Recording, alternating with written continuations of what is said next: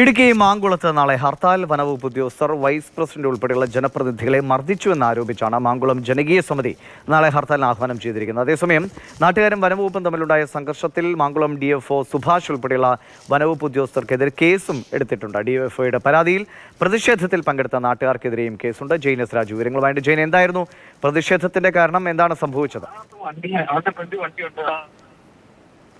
തിരുമ്പൻകുത്ത് വെള്ളച്ചാട്ടത്തിന് സമീപത്ത് ബ്ലോക്ക് പഞ്ചായത്ത് നിർമ്മിച്ച ഒരു പവലിയൻ ഉണ്ട്. ആ പവലിയൻ വനഭൂമിയിലാണെന്ന് പറഞ്ഞുകൊണ്ട് ഫോറസ്റ്റ് ഉദ്യോഗസ്ഥർ അവിടെ പരിശോധനയ്ക്ക് എത്തുകയും അത് തടയാൻ ജനപ്രതിനിധികളടക്കം ശ്രമിക്കുകയും ചെയ്തു. ഇതായിരുന്നു ആ സംഘർഷത്തിനുള്ള തുടക്കം.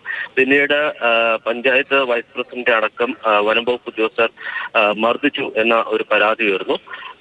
ഇതിനുശേഷം അവിടെ നിന്നും മടങ്ങിയായിരുന്ന വനംവകുപ്പ് ഉദ്യോഗസ്ഥരെ വഴിയിൽ തടയുകയും അവരുടെ വാഹനങ്ങൾ തടഞ്ഞു വെക്കുകയും ചെയ്തു. അതിനുശേഷം പോലീസ് എത്തിയാണ് പിന്നീട് വനംവകുപ്പ് ഉദ്യോഗസ്ഥരെ മോചിപ്പിച്ചത്. DFO, ACF അടക്കമുള്ള ഉദ്യോഗസ്ഥരെ നാട്ടുകാരും ജനപ്രതിനിധികളും തല്ലി എന്നൊരു ആരോപണം കൂടിയുണ്ട്. അപ്പൊ ഈ പ്രശ്നങ്ങളുടെ പശ്ചാത്തലത്തിലാണ് തുടർച്ചയായി ആ മേഖലയിൽ വനംവകുപ്പ് അനാവശ്യ ഇടപെടൽ നടത്തുന്നു എന്നാരോപിച്ചുകൊണ്ടാണ് ഇപ്പോൾ നാളെ ഹർത്താലിന് ആഹ്വാനം ചെയ്തിരിക്കുന്നത്. അതോടൊപ്പം തന്നെ DFO ഓഫീസിലേക്ക് മാർച്ചും നിശ്ചയിച്ചിട്ടുണ്ട്.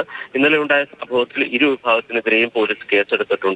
നാട്ടുകാരെ മർദ്ദിച്ചു എന്ന പരാതിയിൽ DFO അടക്കമുള്ള ഉദ്യോഗസ്ഥർക്കെതിരെയും തങ്ങളെ മർദ്ദിച്ചു എന്ന ഉദ്യോഗസ്ഥരുടെ പരാതിയിൽ നാട്ടുകാർക്കും ജനപ്രതിനിധികളും അടക്കമുള്ളവർക്കെതിരെയും കേസെടുത്തിട്ടുണ്ട്. ശരി.